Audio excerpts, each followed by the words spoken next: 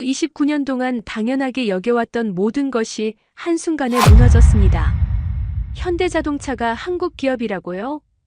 제 입에서 나온 이 말이 믿어지지 않았어요. 아버지가 26년간 목숨 바쳐 일한 그 회사, 저를 대학까지 보내준 그 장학금, 우리 가족 전체의 인생을 바꿔놓은 그 기업이 사실은 먼 나라에서 온 것이었다니요. 더 충격적인 건 저뿐만 아니었다는 거예요. 현대차 공장에서 일하는 수만 명의 직원들, 현대차를 타고 다니는 수백만 명의 인도 사람들 대부분이 같은 착각을 하고 있었어요. 심지어 언론에서도 정부에서도 현대차를 인도의 자랑스러운 기업이라고 소개하고 있었거든요. 그런데 왜였을까요? 어떻게 한국 기업이 인도에서 이토록 완벽하게 현지 기업처럼 뿌리내릴 수 있었던 걸까요?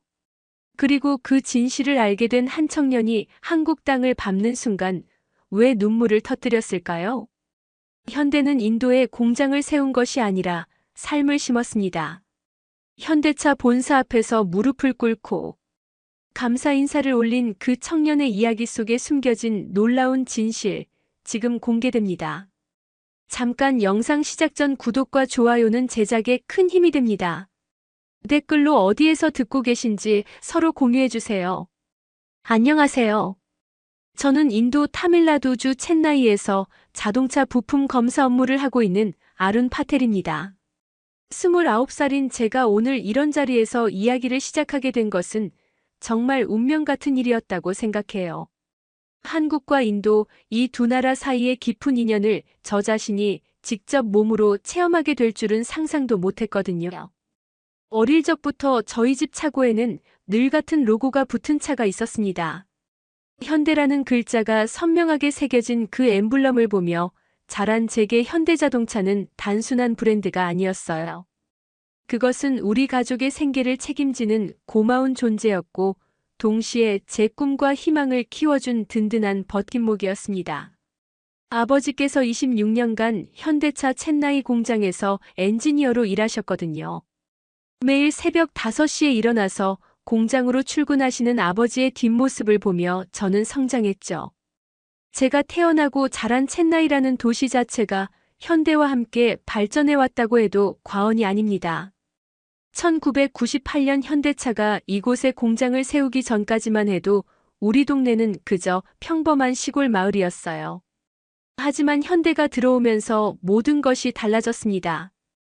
도로가 깔끔하게 정비되었고 현대적인 상점들이 생겨났죠. 무엇보다 일자리가 생겼어요. 저희 아버지뿐만 아니라 동네의 수많은 가장들이 현대 덕분에 안정적인 직업을 가질 수 있게 되었습니다. 그 시절 저는 현대가 당연히 인도 기업인 줄만 알았어요. 주변 사람들도 모두 그렇게 생각했고 지역 신문들도 그런 식으로 보도했거든요. 현대차 첸나이 공장이 인도 자동차 산업의 자랑이라고 말하는 기사들을 자주 봤습니다. 심지어 학교에서도 선생님들이 우리나라가 만든 훌륭한 자동차라고 자랑스럽게 이야기했어요. 그래서 저는 자연스럽게 현대를 인도의 대표적인 브랜드로 여기며 자랐습니다. 대학 진학을 준비할 때도 현대의 도움을 받았어요. 현대차에서 운영하는 장학재단에서 우수한 학생들에게 장학금을 지급했거든요. 아버지의 추천으로 저도 그 혜택을 받을 수 있었습니다. 매년 지급되는 장학금 덕분에 저는 부담 없이 공학도의 꿈을 키울 수 있었어요. 그때만 해도 이 모든 것이 한국이라는 나라에서 온 은혜라는 사실을 전혀 모르고 있었죠. 대학 3학년 때는 현대차 인도 연구개발센터에서 인턴십을 할 기회도 얻었습니다. 그곳에서 만난 선배들과 동료들은 모두 현대에 대한 자부심이 대단했어요. 우리가 만드는 차가 전 세계로 수출된다며 뿌듯해했죠. 저 역시 인도가 이렇게 훌륭한 기업을 가지고 있다는 사실이 자랑스러웠습니다. 인턴십 기간 동안 저는 차량의 품질 관리와 안전 검사 업무를 배웠는데 그 과정에서 현대의 기술력에 깊은 감명을 받았어요. 졸업 후에는 자연스럽게 현대차 협력업체에 취업했습니다. 부품 검사 전문가로서의 길을 걷기 시작한 거죠. 매일 현대차에 들어갈 부품들의 품질을 확인하는 일이었는데 그 과정에서 현대의 까다로운 품질 기준을 실감할 수 있었어요. 다른 자동차 회사들과 비교해봐도 현대의 기준은 정말 엄격했거든요. 그래서 더욱 자랑스러웠죠. 우리나라 기업이 이렇게 철저하게 품질 관리를 한다니 말입니다. 결혼도 현대 덕분에 할 수 있었어요. 안정적인 직장이 있었기 때문에 아내 프리아의 부모님께서 저를 사위로 받아들여 주신 거죠. 프리아 역시 현대차 디자인 센터에서 인테리어 디자이너로 일하고 있었습니다. 우리 부부는 늘 농담으로 현대가 우리를 만나게 해줬다고 말하곤 했어요. 정말 그랬거든요. 현대라는 공통분모가 없었다면 우리는 만날 일도 없었을 테니까요. 신혼집도 현대차 공장 근처에 마련했습니다. 출퇴근이 편리했고 무엇보다 같은 회사에서 일하는 사람들이 많이 사는 동네라 친근했어요. 우리 아파트 단지의 지하 주차장에는 현대차들이 가득했죠. 아반떼, 벨라, 크레타, 투싼까지 다양한 모델들이 주차되어 있는 모습을 보면서 저는 뿌듯함을 느꼈습니다. 우리가 만든 차들이 이렇게 많은 사람들의 사랑을 받고 있다는 증거니까요. 주말이면 아내와 함께 현대차를 타고 첸나이 곳곳을 다녔어요. 주말이나 해변에서 데이트를 하거나 포트 세인트 조지 박물관을 구경하러 갈 때도 늘 현대차와 함께였죠. 차 안에서 음악을 들으며 드라이브를 즐기는 시간들이 정말 행복했습니다. 그때만 해도 이 모든 행복이 한국이라는 먼 나라에서 온 선물이라는 사실을 꿈에도 모르고 있었어요. 이런 일상이 계속될 줄만 알았던 어느 날 제 인생을 완전히 바꿔놓을 사건이 일어났습니다. 그것은 정말 우연한 발견이었는데 그 작은 우연이 저를 전혀 다른 세계로 인도하게 될 줄은 그때는 상상조차 할 수 없었죠. 2024년 7월 어느 무더운 저녁이었습니다. 평소처럼 퇴근 후 집에서 휴식을 취하고 있던 저는 유튜브를 보며 시간을 보내고 있었어요. 자동차 관련 영상들을 즐겨보는 편이었는데 그날따라 추천 영상 목록에 흥미로운 제목이 하나 눈에 띄었습니다. 한국을 대표하는 글로벌 기업 현대자동차의 성장 스토리라는 다큐멘터리였죠. 처음엔 단순히 현대차에 대한 소개 영상인 줄 알고 가볍게 클릭했는데 영상이 시작되자마자 제 귀를 의심하게 되었습니다. 1967년 한국에서 설립된 현대자동차는 한국에서 설립되었다고요? 저는 잠시 영상을 멈추고 다시 들어봤어요. 분명히 한국이라고 했습니다. 그런데 이상했어요. 현대차가 한국 기업이라니요? 저는 지금까지 현대가 인도 기업인 줄 알고 있었거든요. 아니, 정확히는 그렇게 믿고 있었다고 해야겠죠. 혹시 제가 잘못 들은 것일까 싶어서 영상을 처음부터 다시 봤습니다. 영상 속에서는 정주영 회장의 이야기가 나왔어요. 한국 전쟁 이후 폐허가 된 한국에서 자동차 회사를 세우겠다는 불가능한 꿈을 품었던 한 남자의 이야기였습니다. 울산에 세워진 최초의 공장 이야기, 폰이라는 첫 번째. 자동차 모델 이야기까지 모든 것이 한국과 관련된 내용이었어요. 저는 점점 더 혼란스러워졌습니다. 그동안 제가 알고 있던 것과 완전히 다른 이야기였거든요. 급하게 인터넷 검색을 해봤어요. 현대자동차 본사라고 검색했더니 서울특별시 강남구 양재동이라는 주소가 나왔습니다. 서울이요? 한국의 수도 서울 말이에요? 저는 더욱 당황했죠. 그동안 현대가 인도 기업인 줄 알고 있었는데 본사가 한국에 있다니요. 현대자동차 역사라고 다시 검색해봤어요. 위키피디아부터 각종 자료들까지 모든 곳에서 현대자동차는 한국의 자동차 제조업체라고 나와 있었습니다. 저는 마치 꿈을 꾸는 것 같았어요. 29년 동안 당연하게 여겨왔던 사실이 순식간에 무너지는 느낌이었거든요. 현대차 창업자 정주영, 현재 회장 정몽구, 부회장 정희성까지 모든 경영진이 한국인이었습니다. 그뿐만 아니라 현대자동차 그룹이 한국 최대의 자동차 제조업체라는 사실까지 알게 되었어요. 저는 컴퓨터 앞에서 한동안 멍하니 앉아 있을 수밖에 없었습니다. 여보, 무슨 일 있어요? 부엌에서 설거지를 하던 아내 프리아가 제 표정을 보고 걱정스럽게 물었어요. 저는 어떻게 대답해야 할지 몰라서 잠시 말을 잇지 못했습니다. 그러다가 간신히 입을 열었죠. 프리아, 현대차가 한국 기업이래. 아내도 저와 같은 반응을 보였어요. 뭐라고요? 한국 기업이라고요? 그럴 리가 없는데요. 우리 부부는 함께 인터넷을 뒤져봤습니다. 현대자동차 공식 홈페이지도 들어가 보고 각종 뉴스 기사들도 찾아봤어요. 모든 자료가 일치했습니다. 현대자동차는 분명히 한국 기업이었어요. 심지어 현대차 인도법인이 1998년에 설립되었다는 기록도 찾을 수 있었습니다. 그제야 저는 깨달았어요. 현대가 인도에 진출한 것이지 인도에서 시작된 것이 아니었다는 사실을 말이죠. 그날 밤 저는 잠을 이룰 수가 없었습니다. 머릿속이 너무 복잡했거든요. 어떻게 이런 일이 가능한가요? 29년 동안 현대와 함께 살아왔는데 현대가 어느 나라 기업인지도 모르고 있었다니요. 더욱 당황스러운 것은 저뿐만 아니라 주변 사람들 대부분이 같은 생각을 하고 있었다는 점이었어요. 다음 날 회사에서 몇몇 동료들에게 물어봤는데 대부분이 현대를 인도 기업으로 알고 있었습니다. 현대가 한국 기업이라고요? 말도 안 되는 소리예요. 제 옆자리 동료 라메 씨가 믿을 수 없다는 듯이 말했어요. 현대차 첸나이 공장이 우리나라 자동차 산업의 자랑인데 한국 기업일 리가 있나요? 또 다른 동료 수레 씨도 고개를 저었죠. 아룬, 인터넷에서 잘못된 정보를 본 것 같아요. 현대는 분명히 우리나라 기업이에요. 하지만 저는 확신했어요. 제가 본 자료들이 모두 일치했거든요. 현대자동차는 분명히 한국 기업이었습니다. 저는 동료들에게 제가 찾은 자료들을 보여줬어요. 현대자동차 본사가 서울에 있다는 것, 창업자가 정주영이라는 것, 1967년 한국에서 설립되었다는 것까지 차근차근 설명했습니다. 그제야 동료들도 놀라기 시작했어요. 정말이네요. 현대가 한국 기업이었구나. 라메 씨가 충격받은 표정으로 말했습니다. 그런데 왜 우리는 지금까지 몰랐을까요? 수레 씨도 고개를 끄덕였어요. 저도 그게 궁금해요.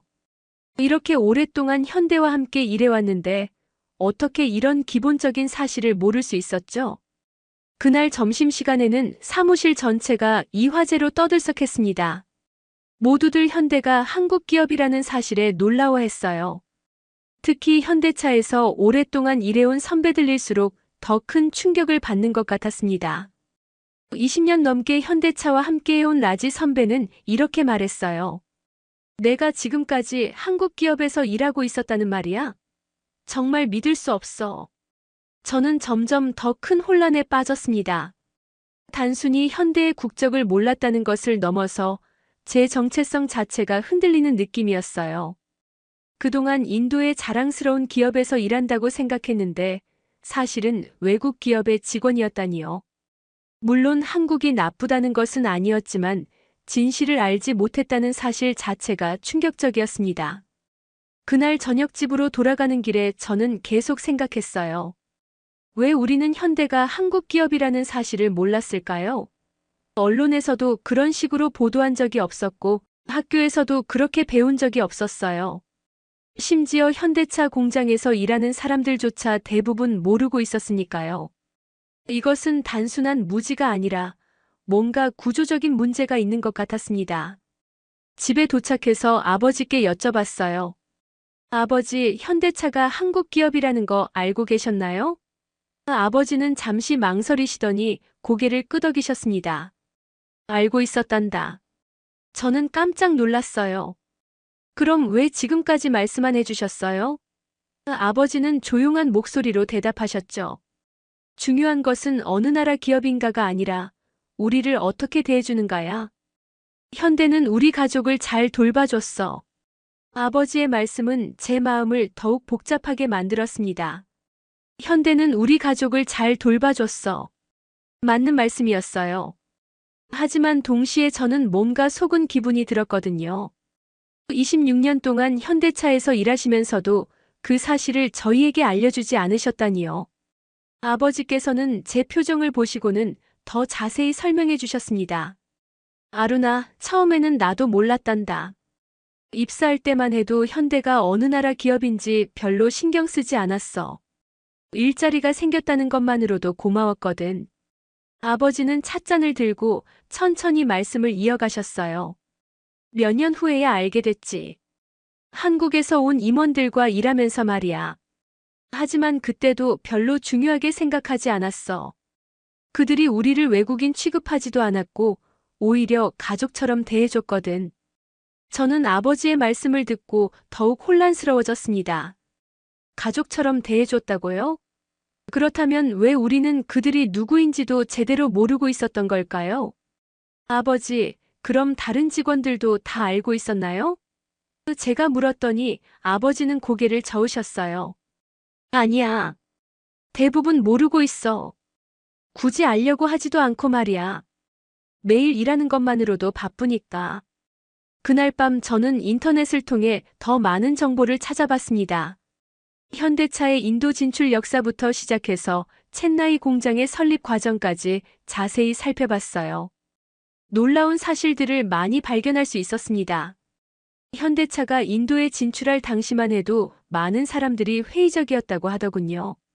인도 시장의 특성을 이해하지 못할 것이라는 우려가 많았었대요. 하지만 현대차는 다른 외국 기업들과는 완전히 다른 접근을 했습니다. 단순히 한국에서 만든 차를 가져와서 파는 것이 아니라 인도 현지의 요구사항을 철저히 연구했어요. 인도 소비자들이 원하는 디자인, 인도 도로 환경에 맞는 성능, 인도 기후에 적합한 기술까지 모든 것을 현지화했습니다. 그 결과 산토라는 모델이 대성공을 거두게 되었죠. 더 놀라운 것은 현대차의 고용 정책이었습니다. 다른 외국계 기업들이 주요 직책을 본국 사람들로 채우는 것과 달리 현대차는 처음부터 현지 인력을 적극적으로 활용했어요. 단순한 생산직뿐만 아니라 관리직, 심지어 임원급 자리까지도 인도 사람들에게 맡겼습니다. 제 아버지도 그런 혜택을 받은 분 중 한 명이었던 거죠.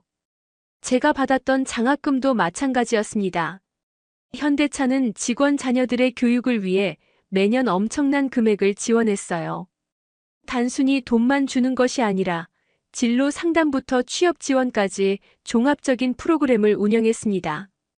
저처럼 현대차 장학생 출신으로 다시 현대 관련 업계에서 일하는 사람들이 수천 명에 달한다고 하더군요. 이런 사실들을 알아갈수록 저는 더욱 복잡한 감정에 빠졌습니다. 한편으로는 고마웠어요. 현대가 우리 가족과 지역 사회에 이렇게 많은 도움을 줬다는 사실이 감사했죠. 하지만 동시에 죄송한 마음도 들었습니다. 이렇게 많은 혜택을 받고도 그들이 누구인지조차 제대로 알지 못했다니요. 마치 은인의 이름을 모른 채 살아온 것 같은 기분이었어요. 다음 날 회사에서 저는 더 많은 동료들과 이 문제에 대해 이야기를 나눴습니다. 놀랍게도 대부분의 사람들이 비슷한 반응을 보였어요. 현대가 한국 기업이라는 사실을 알고 나서는 모두들 당황스러워했죠. 특히 나이가 많은 선배들일수록 더 큰 충격을 받는 것 같았습니다. 이상하네요. 이렇게 오랫동안 현대와 함께 일해왔는데 왜 우리는 이런 기본적인 사실조차 모르고 있었을까요? 품질관리팀의 비노드 선배가 고개를 저으며 말했어요. 혹시 우리가 너무 무관심했던 건 아닐까요? 또 다른 동료인 마에 씨는 다른 의견을 제시했습니다. 아니에요. 현대에서도 굳이 자신들이 한국 기업이라는 걸 강조하지 않았잖아요. 오히려 인도 기업처럼 행동했으니까요. 마에 씨의 말이 맞았어요. 생각해보니 현대차는 정말로 인도 기업처럼 행동했습니다. 인도의 전통 축제 때는 회사 차원에서 행사를 열어줬고 현지 문화를 존중하는 모습을 보여줬어요. 심지어 임원들도 인도 전통 의상을 입고 행사에 참여하곤 했죠. 그래서 더욱 인도 기업 같은 느낌이 들었던 것 같습니다. 점심시간에 저는 인터넷 카페에서 이 문제에 대한 다른 사람들의 의견을 찾아봤어요. 놀랍게도 비슷한 경험을 한 사람들이 많았습니다. 현대차뿐만 아니라 삼성, LG 같은 한국 기업들에 대해서도 마찬가지였어요. 많은 인도 사람들이 이들 기업을 인도 브랜드로 인식하고 있었던 거죠. 한 네티즌의 댓글이 특히 인상적이었습니다. 한국 기업들이 인도에서 성공한 이유는 바로 이거예요. 그들은 우리나라에 와서 외국인처럼 행동하지 않았어요. 오히려 우리보다 더 인도적으로 행동했죠. 그래서 우리가 그들을 외국인으로 생각하지 않게 된 거예요. 그 댓글을 읽고 나서 저는 뭔가 깨달았습니다. 현대가 한국 기업이라는 사실을 모르고 있었던 것이 단순한 무지가 아닐 수도 있겠다는 생각이 들었어요.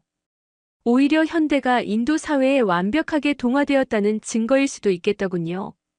진정한 글로벌 기업이라면 바로 이런 모습이어야 하는 것 아닐까요? 하지만 여전히 찜찜한 기분은 지울 수 없었습니다. 은인의 이름을 모르고 살아왔다는 죄책감 같은 것이었어요. 그리고 무엇보다 한국이라는 나라에 대해 아무것도 모르고 있다는 사실이 부끄러웠습니다. 현대 덕분에 이렇게 좋은 삶을 살고 있으면서도 현대가 어떤 나라에서 왔는지조차 몰랐다니요. 그날 저녁집에서 아내와 함께 한국에 대해 알아보기 시작했습니다. 한국의 위치부터 시작해서 역사, 문화, 경제까지 차근차근 공부했어요.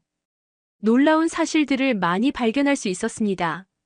한국이 불과 60여 년 전만 해도 세계 최빈국 중 하나였다는 것. 그런 나라가 지금은 세계 10위권의 경제대국이 되었다는 것까지요. 정말 대단한 나라네요. 아내 프리아가 감탄했어요. 이런 나라에서 현대 같은 기업이 나온 것도 당연한 것 같아요. 저도 같은 생각이었습니다. 한국의 발전 스토리를 보니 현대의 성공도 더욱 이해가 되었어요. 불가능을 가능으로 만드는 정신, 끝까지 포기하지 않는 의지. 그 같은 것들이 현대의 기업 문화에도 스며들어 있는 것 같았거든요. 그날 밤 저는 중요한 결심을 했습니다. 한국이라는 나라를 직접 보고 싶다는 생각이 들었어요. 한국을 직접 보고 싶다는 생각이 든 순간 저는 잠을 이룰 수가 없었습니다.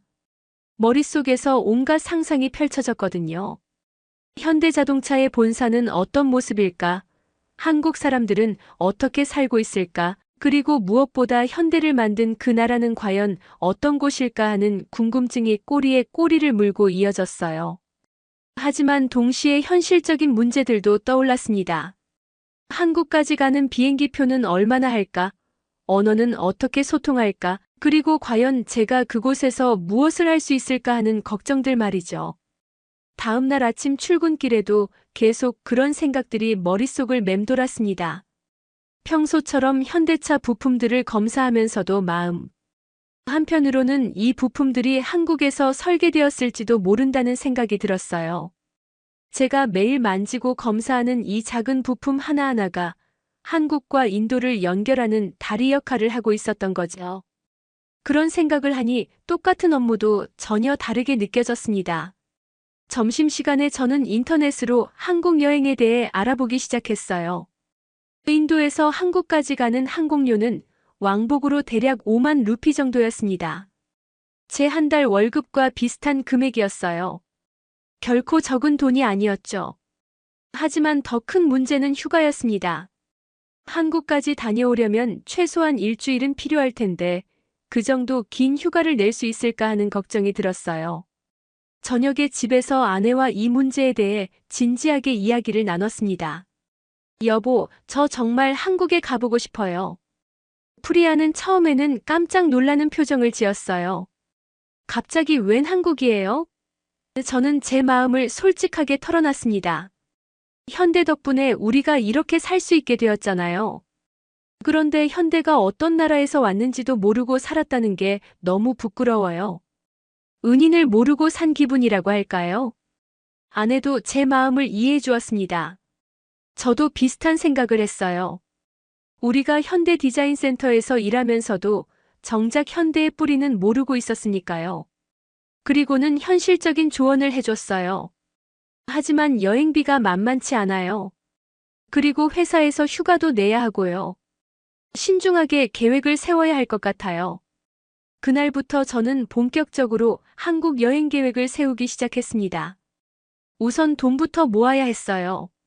매달 용돈에서 조금씩 아껴서 여행 자금을 만들기로 했습니다. 평소에 즐기던 영화 관람이나 외식도 줄이기로 했죠. 아내도 적극적으로 도와줬어요. 집에서 도시락을 싸서 출근하고 주말에는 집에서 요리해서 먹는 등 생활비를 최대한 절약했습니다. 한국어 공부도 시작했어요. 인터넷에서 무료 한국어 강의를 찾아서 매일 조금씩 들었습니다. 안녕하세요, 감사합니다, 죄송합니다 같은 기본적인 인사말부터 배우기 시작했죠. 발음이 정말 어려웠어요. 특히 한국어의 받침 소리는 인도 사람인 저에게는 매우 낯설었습니다. 하지만 포기하지 않고 계속 연습했어요. 회사에서도 한국에 대한 관심이 높아졌습니다. 제가 한국어를 공부한다는 소식이 퍼지자 동료들도 신기해했어요. 아룬, 정말 한국에 갈 거예요? 라메 씨가 물었을 때 저는 확신에 찬 목소리로 대답했습니다. 네, 꼭 가볼 거예요. 현대의 본사도 보고 싶고 한국 사람들도 만나보고 싶어요. 그런데 뜻밖의 도움을 받게 되었습니다. 품질관리팀의 김 과장님이 저를 따로 불렀어요. 김 과장님은 한국에서 파견 나온 분이셨는데 평소에 저희들을 많이 도와주셨거든요. 아룬, 한국에 관심이 많다고 들었어요. 김 과장님이 웃으며 말씀하셨습니다. 정말 한국에 가보고 싶어요?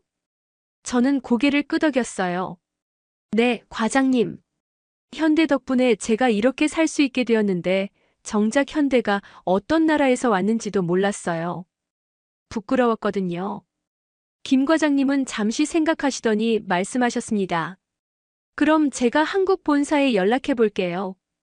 혹시 공장 견학 프로그램 같은 게 있을 수도 있거든요. 일주일 후 김 과장님께서 놀라운 소식을 전해주셨어요. 아룬, 좋은 소식이 있어요. 현대자동차 본사에서 답변이 왔는데 해외 직원 가족 대상으로 본사 견학 프로그램을 운영한다고 해요. 신청해보는 게 어때요? 저는 믿을 수 없었습니다. 정말로 현대본사를 견학할 수 있는 기회가 생긴 거예요. 하지만 신청서를 작성하는 것이 쉽지 않았습니다. 영어로 자기소개서를 써야 했거든요. 왜 한국에 가고 싶은지, 현대자동차에 대해 어떻게 생각하는지 등을 상세히 써야 했어요. 저는 며칠 동안 고민하면서 정성스럽게 신청서를 작성했습니다. 저는 아룬 파텔입니다. 현대자동차 협력업체에서 부품 검사 업무를 담당하고 있습니다. 제 아버지는 26년간 현대차 첸나이 공장에서 엔지니어로 일했고 저 역시 현대차 장학금을 받으며 공부할 수 있었습니다. 최근까지 현대자동차가 한국 기업이라는 사실을 모르고 있었던 제 자신이 부끄러웠습니다. 현대자동차는 제 인생의 일부입니다. 저는 그 뿌리를 알고 싶습니다. 신청서를 제출하고 나서는 매일이 조마조마했어요. 과연 답장이 올까, 혹시 거절당하면 어떻게 하지 하는 걱정들이 끊이지 않았습니다. 아내도 저만큼이나 긴장하고 있었어요. 여보, 너무 기대하지 마세요. 안 되면 우리끼리라도 가는 거예요. 프리아가 위로해줬지만 저는 이미 마음속으로 한국행을 확정짓고 있었어요. 한 달 후 드디어 답장이 왔습니다. 김 과장님이 흥분한 표정으로 저를 불렀어요. 아룬, 합격했어요. 현대자동차 본사에서 초청장을 보냈어요. 저는 그 순간 눈물이 날 뻔했습니다. 정말로 한국에 갈 수 있게 된 거예요. 꿈만 같았습니다. 초청장에는 상세한 일정이 적혀 있었어요. 현대자동차 본사 방문, 울산 공장 견학, 남양 연구소 투어까지 일주일간의 알찬 프로그램이었습니다. 심지어 항공료와 숙박비까지 회사에서 지원해준다고 했어요. 저는 꿈을 꾸는 것 같았습니다. 그날 저녁 집에 가서 아내에게 소식을 전했을 때 프리아도 저만큼이나 기뻐했어요. 정말 잘 됐네요, 여보. 꿈이 이루어진 거예요. 우리는 그날 밤 늦게까지 한국 여행에 대한 이야기를 나눴습니다. 한국에서 무엇을 보고 싶은지, 어떤 사람들을 만나고 싶은지, 그리고 무엇을 배워오고 싶은지까지 상세히 계획을 세웠어요. 한국 출발까지는 2달 정도의 시간이 남아 있었습니다. 그 시간 동안 저는 더욱 열심히 한국어 공부를 했고, 한국의 역사와 문화에 대해서도 많이 알아봤어요. 그리고 무엇보다 현대자동차의 역사를 더 자세히 공부했습니다. 정주영 창업자의 일생부터 시작해서 현재까지의 발전 과정까지 모든 것을 섭렵했죠. 드디어 한국행 비행기를 타는 날이 다가왔습니다. 2024년 10월 15일 제 인생에서 가장 설레는 날이 드디어 찾아왔습니다. 새벽 4시에 일어나서 준비를 마치고 첸나이 공항으로 향했어요. 아내 프리아와 아버지, 어머니 모두 배웅을 나와주셨습니다. 공항에서 작별 인사를 하는 순간 아버지께서 제 손을 꽉 잡으시며 말씀하셨어요. 아루나, 우리 가족을 일으켜 세워준 나라에 가는 거야. 감사한 마음을 잊지 마라. 그 말씀을 듣는 순간 제 가슴이 뭉클해졌습니다. 비행기 안에서도 잠을 이룰 수가 없었어요. 창문 밖으로 보이는 구름들을 바라보며 계속 생각했습니다. 과연 한국은 어떤 곳일까? 현대자동차 본사는 어떤 모습일까? 그리고 한국 사람들은 저를 어떻게 받아들일까 하는 궁금증들이 끊이지 않았거든요. 기내 모니터로 한국 소개 영상을 보면서 더욱 기대가 커졌습니다. 서울의 화려한 야경, 부산의 아름다운 해변 그리고 곳곳에 자리 잡은 현대적인 건물들을 보니 정말 발전된 나라라는 느낌이 들었어요. 인천공항에 도착한 순간 저는 숨이 멎을 뻔했습니다. 공항 자체가 하나의 거대한 예술품 같았어요. 깔끔하고 현대적인 시설들, 친절한 직원들, 그리고 무엇보다 모든 것이 체계적으로 운영되는 모습에 감탄했습니다.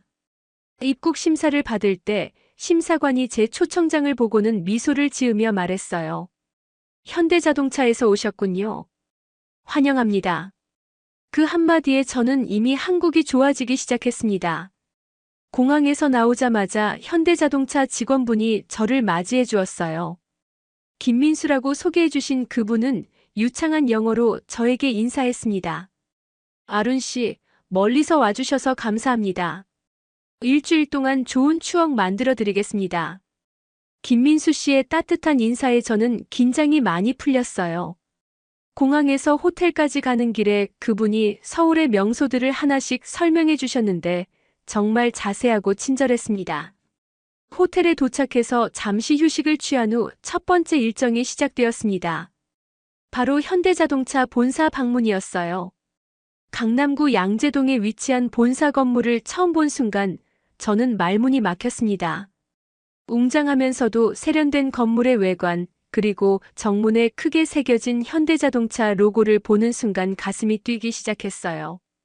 드디어 현대의 심장부에 도착한 거였습니다. 로비에 들어서자마자 저는 또 한 번 놀랐습니다. 현대자동차의 역사를 보여주는 전시물들, 역대 차량 모델들, 그리고 미래 비전을 제시하는 각종 자료들이 체계적으로 전시되어 있었어요.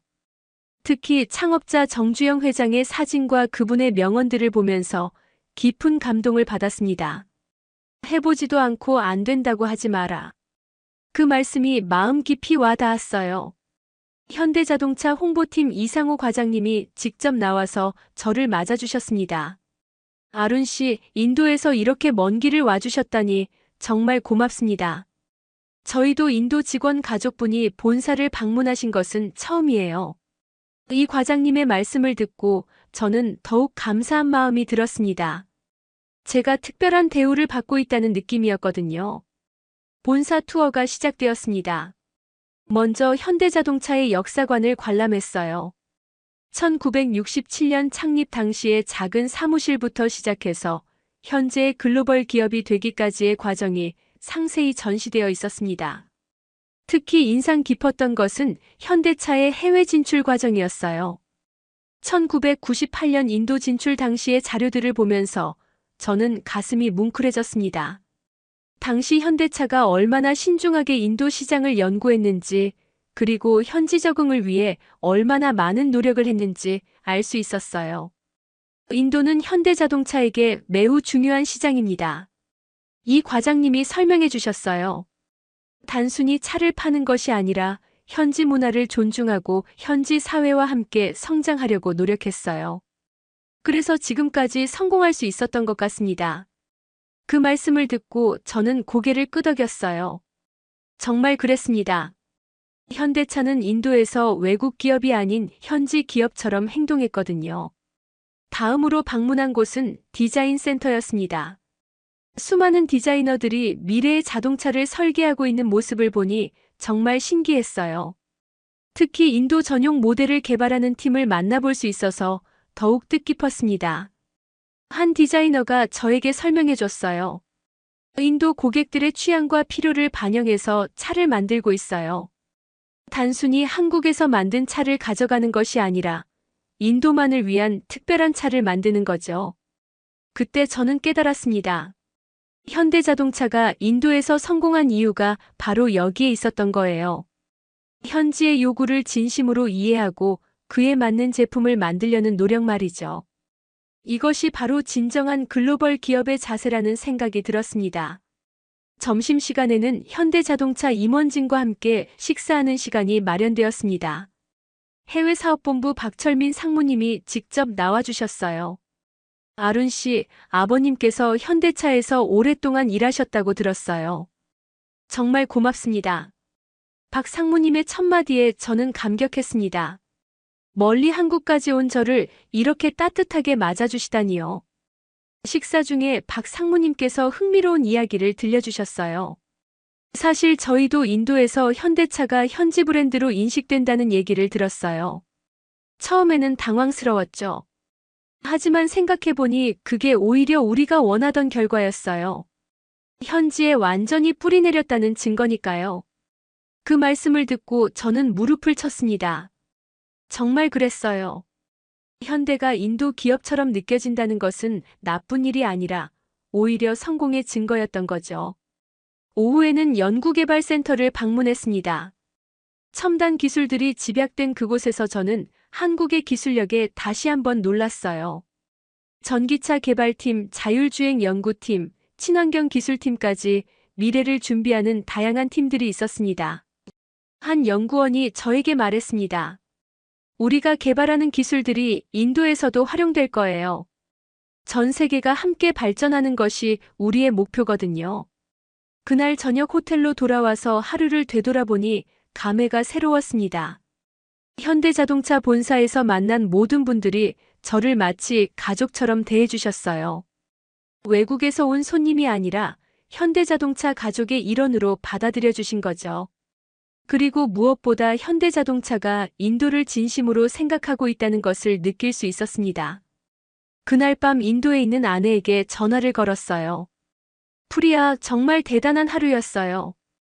현대자동차가 왜 성공할 수밖에 없는지 알겠어요. 아내도 제 흥분된 목소리를 듣고 기뻐했습니다. 여보, 많은 것 배워와요. 우리도 그런 마음가짐으로 일해야겠어요. 다음 날은 울산 공장 견학이 예정되어 있었습니다. 현대자동차가 시작된 바로 그 장소를 볼 수 있다는 생각에 저는 또다시 설렘에 잠 못 이루었습니다. 2024년 10월 16일 아침, 저는 서울에서 울산으로 향하는 KTX에 몸을 맡겼습니다. 한국의 고속철도를 타는 것도 처음이었는데 그 속도와 안정성에 깜짝 놀랐어요. 시속 300km로 달리는데도 전혀 흔들림이 없었거든요. 창밖으로 스쳐 지나가는 한국의 아름다운 풍경들을 보면서 저는 이 나라의 발전상을 새삼 실감할 수 있었습니다. 깔끔하게 정리된 도시들, 첨단 기술이 집약된 공장들, 그리고 자연과 조화를 이루는 건축물들까지 모든 것이 질서정연하게 배치되어 있었어요. 울산역에 도착하자마자 현대자동차 울산 공장의 홍보팀 장영민 차장님이 저를 맞이해 주셨습니다. 아룬 씨, 드디어 현대자동차의 심장부에 오신 것을 환영합니다. 장 차장님의 첫마디가 제 가슴을 뛰게 만들었어요. 정말로 현대자동차가 시작된 바로 그 장소에 와 있다는 실감이 났거든요. 공장으로 향하는 버스 안에서 장 차장님이 울산 공장의 역사를 들려주셨습니다. 1968년 정주영 회장께서 이곳에 첫 삽을 뜨셨을 때만 해도 여기는 그저 황무지였어요. 하지만 회장님은 이곳에서 세계적인 자동차를 만들겠다는 꿈을 품으셨죠. 장 차장님의 설명을 듣고 저는 정말 놀랐습니다. 지금은 세계 최대 규모의 자동차 공장 중 하나가 된 이곳이 불과 50여 년 전만 해도 아무것도 없던 땅이었다니요. 정주영 회장의 비전과 의지가 얼마나 대단했는지 새삼 깨달을 수 있었어요. 드디어 울산 공장 정문에 도착했습니다. 거대한 규모의 공장 건물들이 눈앞에 펼쳐지는 순간 저는 압도당했어요. 이곳에서 매일 수천 대의 자동차가 만들어지고 그 차들이 전 세계로 수출되고 있다는 사실이 믿어지지 않았습니다. 특히 제가 매일 검사하던 부품들이 바로 이곳에서 조립되고 있다는 생각에 가슴이 뛰었어요. 인도 첸나이에서 제가 하던 일과 한국 울산에서 일어나는 일들이 하나로 연결되어 있었던 거죠. 공장 견학이 시작되었습니다. 먼저 프레스 공장을 보았는데 거대한 기계들이 철판을 자동차 부품 모양으로 찍어내는 모습이 정말 장관이었어요. 하루에 2만 개의 부품을 생산합니다. 공장 관리자가 설명해 주었는데 그 규모에 저는 혀를 내둘렀습니다. 그리고 무엇보다 놀라운 것은 모든 공정이 자동화되어 있으면서도 품질 관리가 철저하게 이루어지고 있다는 점이었어요. 차체 공장에서는 로봇들이 정확하게 용접 작업을 하는 모습을 볼 수 있었습니다. 수백 대의 로봇들이 마치 춤을 추듯 움직이면서 자동차의 골격을 만들어가는 광경은 정말 예술 작품을 보는 것 같았어요. 이 기술들은 전 세계 현대자동차 공장에 적용됩니다. 기술자가 설명해 주었는데 그 말을 듣고 저는 깨달았습니다.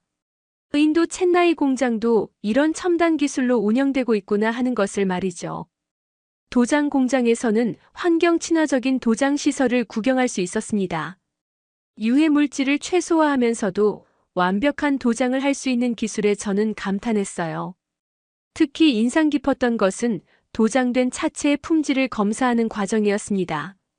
사람의 눈으로는 찾기 어려운 미세한 결함까지 찾아내는 정밀 검사 시스템을 보면서 현대자동차의 품질에 대한 집착을 이해할 수 있었습니다.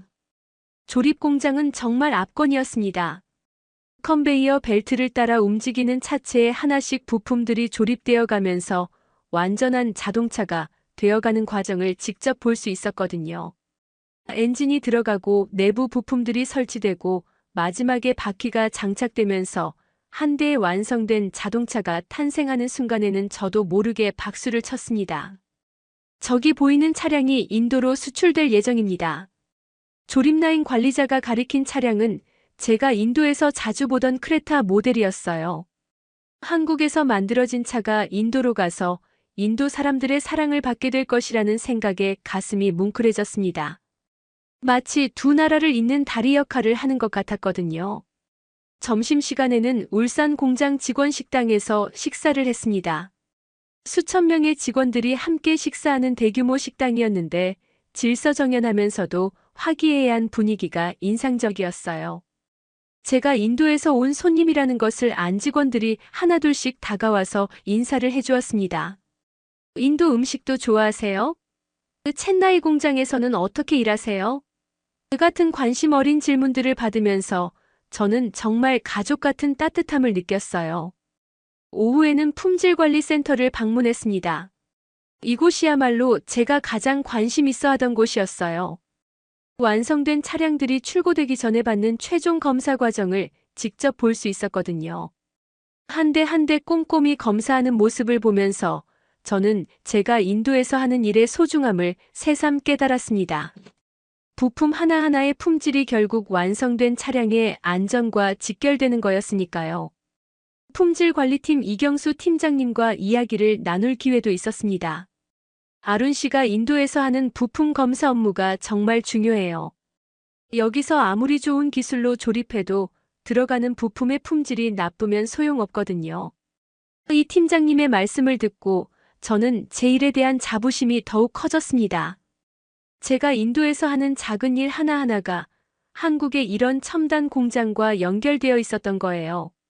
저녁에는 울산 공장 근처에 있는 현대자동차 역사관을 방문했습니다. 정주영 회장이 직접 사용했던 사무실이 그대로 보존되어 있었는데 검소하면서도 꿈으로 가득 찬 공간이었어요. 특히 벽에 걸린 세계 지도에 빨간 점으로 표시된 해외 진출 계획을 보면서 저는 깊은 감동을 받았습니다. 인도도 그 지도에 표시되어 있었거든요. 수십 년 전부터 한국에서는 인도 진출을 꿈꾸고 있었던 거죠. 역사관에서 만난 해설사가 흥미로운 이야기를 들려주었습니다. 정주영 회장께서 인도 진출을 결정하실 때 많은 사람들이 반대했어요. 너무 먼 나라고 문화도 다르고 시장 상황도 복잡하다고 했죠. 하지만 회장님은 확신하셨어요. 인도 사람들도 좋은 차를 원할 거라고 말이에요. 그 이야기를 들으면서 저는 정주영 회장의 해안에 새삼 놀랐습니다. 그리고 지금 인도는 현대자동차의 가장 중요한 시장 중 하나가 되었죠. 해설사가 덧붙였는데 그 말을 들으면서 저는 가슴이 뿌듯해졌어요. 제가 사는 인도가 현대자동차에게 이렇게 소중한 존재라니요. 그리고 동시에 현대자동차가 인도에게도 이렇게 소중한 존재라는 것을 새삼 깨달았습니다.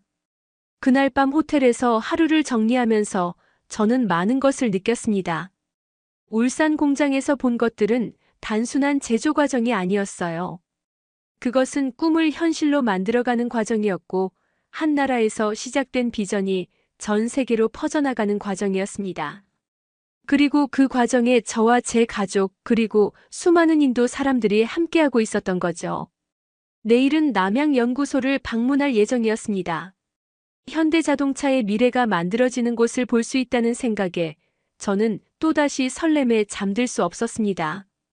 2024년 10월 17일 아침, 저는 현대자동차의 미래를 엿볼 수 있는 남양연구소로 향했습니다. 서울에서 남쪽으로 1시간 정도 떨어진 화성시에 위치한 이곳은 현대자동차 그룹의 핵심 연구개발 거점이라고 했어요. 버스로 이동하는 동안 저는 마음이 설레었습니다. 어제 울산에서 현대자동차의 현재를 보았다면 오늘은 현대자동차의 미래를 볼 수 있을 테니까요. 그리고 무엇보다 제가 인도에서 검사하던 부품들이 어떤 과정을 거쳐 설계되고 개발되는지 직접 볼 수 있다는 기대감이 컸습니다. 남양연구소에 도착한 순간 저는 그 규모에 압도당했어요. 끝없이 펼쳐진 연구소 건물들과 각종 시험 설비들을 보니 정말 하나의 도시 같았습니다. 연구소 입구에서 저를 맞아준 것은 해외기술협력팀의 박상진 부장님이었어요. 아룬 씨, 현대자동차의 두뇌에 오신 것을 환영합니다. 박 부장님의 인사말을 듣고 저는 가슴이 뛰었습니다. 정말로 현대자동차의 두뇌라고 할 수 있는 곳에 온 거였거든요. 첫 번째로 방문한 곳은 디자인 센터였습니다. 수십 명의 디자이너들이 미래의 자동차 모습을 그려내고 있는 광경을 보니 정말 신기했어요. 특히 가상현실 기술을 활용해서 실제 크기의 자동차 모형을 만들지 않고도 디자인을 확인할 수 있는 시스템에 놀랐습니다. 한 디자이너가 저에게 설명해 주었어요. 이 기술 덕분에 개발 기간을 대폭 단축할 수 있어요. 그리고 전 세계 어디서든 실시간으로 협업이 가능하죠. 그때 인도를 위한 전용 디자인팀이 있다는 소식을 듣게 되었습니다. 인도 고객들의 취향과 생활 패턴을 연구해서 인도만을 위한 특별한 디자인을 개발하고 있어요. 디자인팀 리더가 자랑스럽게 설명해 주었는데 저는 정말 감동받았습니다. 단순히 기존 모델을 수출하는 것이 아니라 인도 사람들을 위한 맞춤형 차량을 만들고 있었던 거죠. 다음으로 방문한 곳은 엔진 개발센터였습니다. 이곳에서는 미래의 친환경 엔진들이 개발되고 있었어요. 수소 연료 전지부터 전기 모터까지 다양한 동력원들을 연구하는 모습을 보면서 저는 현대자동차의 기술력에 새삼 놀랐습니다. 특히 인상 깊었던 것은 인도의 기후와 도로 환경을 고려한 특별한 엔진 개발 프로젝트였어요. 인도는 기온이 높고 먼지가 많아서 일반적인 엔진으로는 성능을 발휘하기 어려워요. 그래서 인도 전용 엔진을 따로 개발하고 있습니다. 엔진 개발팀장의 설명을 듣고 저는 고개를 끄덕였습니다. 안전연구소에서는 정말 놀라운 광경을 목격했습니다. 실제 자동차를 이용해서 충돌 실험을 하는 모습이었어요. 시속 60km로 달리던 차가 벽에 부딪히는 순간을 초고속 카메라로 촬영하면서 분석하는 과정을 직접 볼 수 있었습니다. 한 번의 실험에 수억 원이 들어가지만 고객의 생명을 지키기 위해서는 필수적인 과정이에요. 안전연구팀장의 말을 듣고 저는 현대자동차의 철학을 이해할 수 있었습니다. 점심시간에는 연구소 식당에서 연구원들과 함께 식사를 했습니다. 젊고 똑똑해 보이는 연구원들이 저에게 다가와서 인도에 대한 궁금한 것들을 물어봤어요. 인도에서 어떤 차가 인기예요? 인도 사람들이 자동차에서 가장 중요하게 생각하는 것은 뭐예요? 그 같은 질문들이었는데 저는 최대한 자세히 답변해 드렸습니다. 그들이 진심으로 인도 시장에 관심을 갖고 있다는 것을 느낄 수 있었거든요. 오후에는 미래기술연구팀을 방문했습니다. 이곳에서는 10년, 20년 후에 자동차 기술을 미리 연구하고 있었어요. 자율주행 기술부터 시작해서 플라잉카, 심지어는 우주에서 사용할 수 있는 차량까지 상상할 수 있는 모든 미래 기술들이 연구되고 있었습니다. 특히 자율주행 시험차를 직접 타볼 수 있는 기회가 있었는데 정말 신기한 경험이었어요. 운전자가 아무것도 하지 않는데도 차가 스스로 움직이고 장애물을 피하고 목적지까지 안전하게 도착하는 모습을 보니 미래가 이미 와 있다는 느낌이 들었습니다. 이런 기술들도 결국 인도에 적용될 거예요.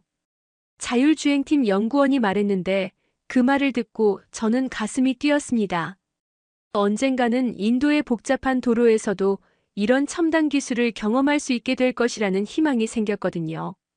가장 인상 깊었던 곳은 고객 경험 연구소였습니다.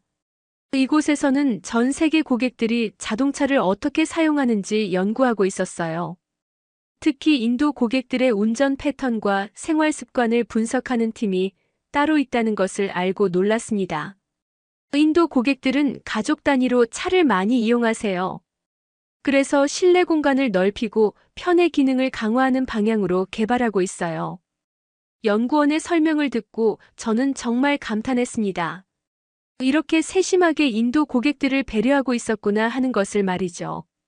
저녁 시간에는 연구소 내에 있는 현대자동차 역사 전시관을 방문했습니다. 정주영 창업자부터 현재까지의 기술 발전사가 체계적으로 전시되어 있었어요. 특히 해외 진출 역사를 다룬 코너에서 인도 진출 과정을 자세히 볼 수 있었습니다. 1998년 첫 진출부터 현재까지의 성장 과정이 사진과 자료로 생생하게 기록되어 있었어요. 그곳에서 정말 놀라운 자료를 발견했습니다. 현대자동차가 인도 진출을 준비하면서 현지 문화를 연구한 보고서였어요. 인도의 종교, 축제, 생활 습관까지 세세하게 분석해서 그것을 자동차 개발에 반영하려고 노력한 흔적들이 고스란히 남아 있었습니다. 특히 인도의 다양한 언어를 고려해서 다국어 내비게이션 시스템을 개발한 과정을 보면서 저는 현대자동차의 세심함에 감동받았어요. 전시관을 둘러보던 중 한 코너에서 제 마음을 울리는 문구를 발견했습니다. 인류를 위한 진보, 프라그레스 포 휴매니티.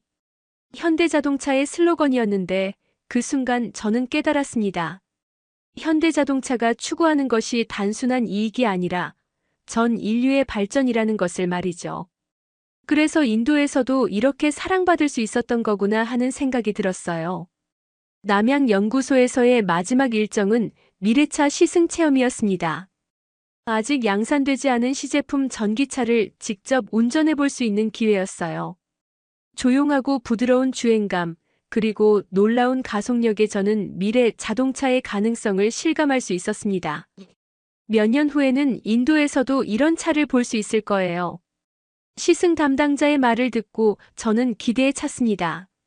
그날 밤 서울로 돌아오는 길에 저는 많은 생각에 잠겼습니다.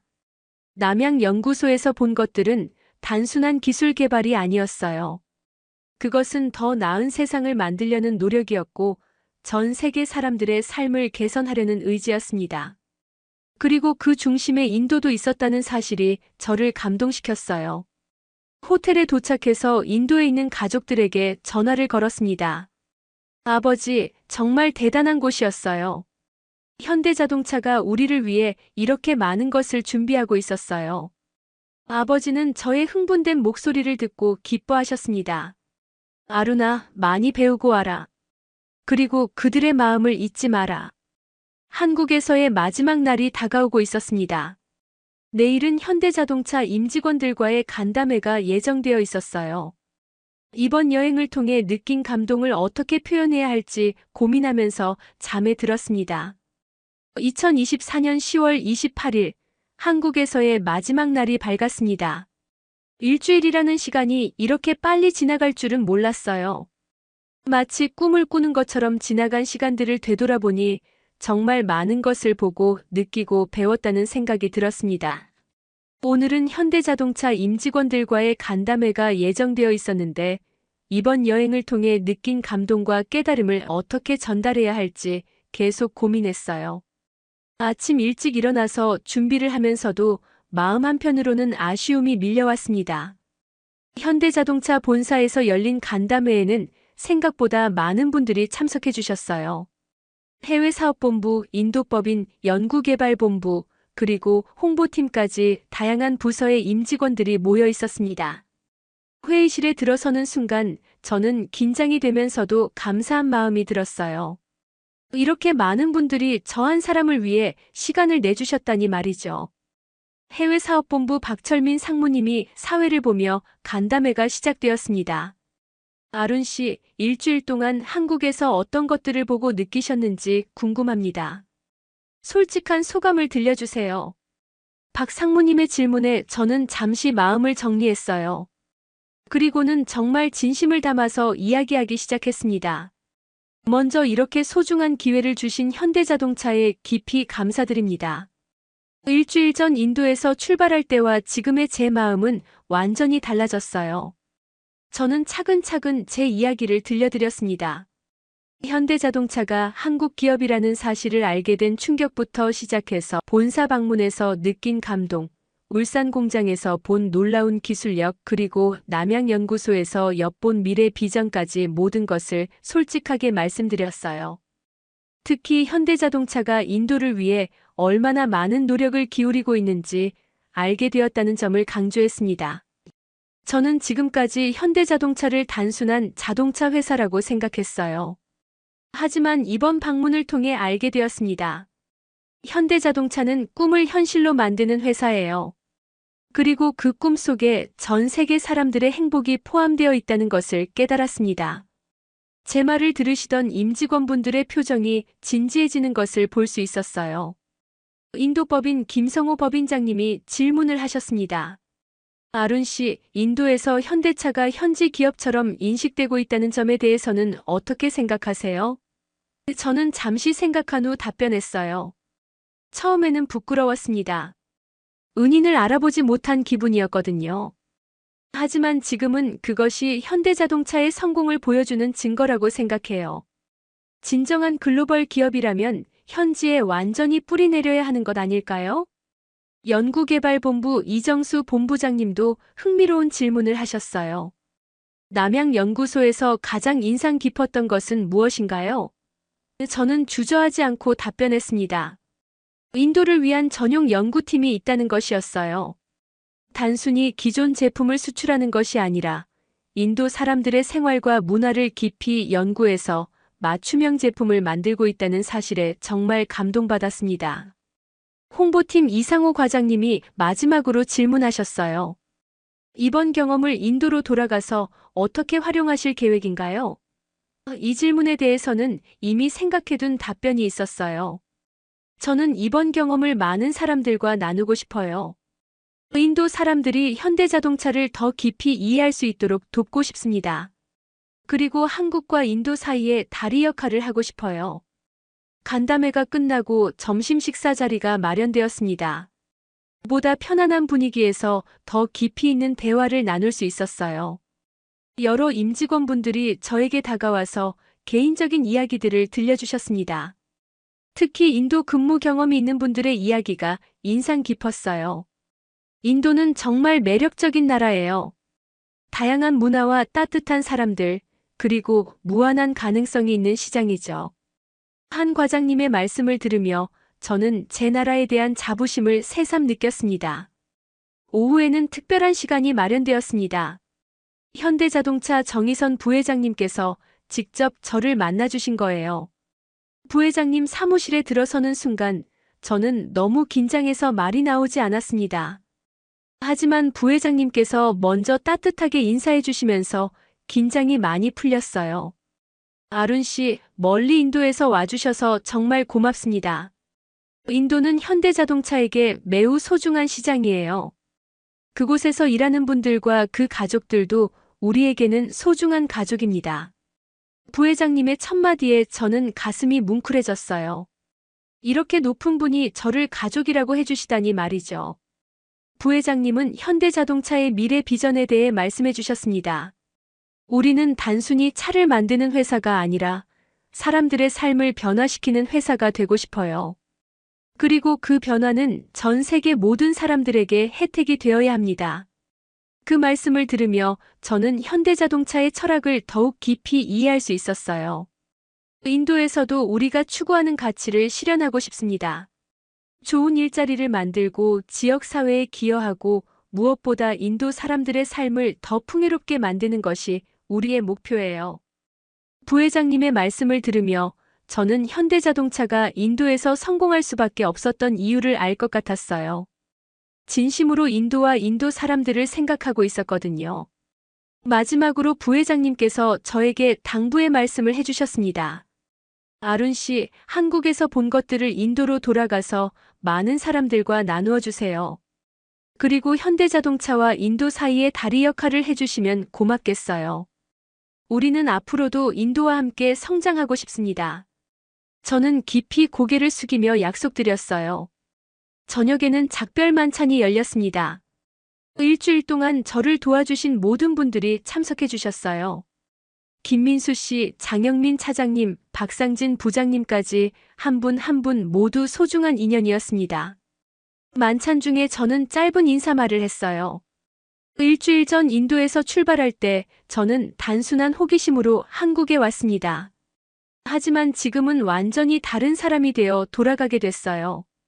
현대자동차가 그리고 한국이 제게는 단순한 외국 기업이나 외국이 아니라 제 인생의 일부가 되었습니다. 이제 저는 현대자동차와 한국을 진심으로 사랑합니다. 다음 날 새벽 인천공항으로 향하면서 저는 한국에서의 마지막 순간들을 가슴에 새겼습니다. 공항에서 배웅 나온 김민수 씨가 마지막으로 말씀하셨어요. 아룬 씨, 언제든지 다시 오세요. 여기는 이제 아룬 씨의 두 번째 고향입니다. 그 말을 듣는 순간 저는 눈물이 나올 뻔했어요. 비행기에서 창밖으로 한국 땅이 멀어져 가는 모습을 보면서 저는 다짐했습니다. 이번 경험을 통해 얻은 감동과 깨달음을 많은 사람들과 나누겠다고요. 그리고 현대자동차와 한국에 대한 고마움을 평생 잊지 않겠다고요. 인도에 도착해서 가장 먼저 한 일은 영상을 만드는 것이었습니다. 한국에서 촬영한 사진들과 동영상들을 편집해서 현대는 인도에 공장을 세운 것이 아니라 삶을 심었습니다라는 제목의 영상을 만들었어요. 그 영상은 유튜브에 올린 지 며칠 만에 수백만 명이 시청할 정도로 큰 화제가 되었습니다.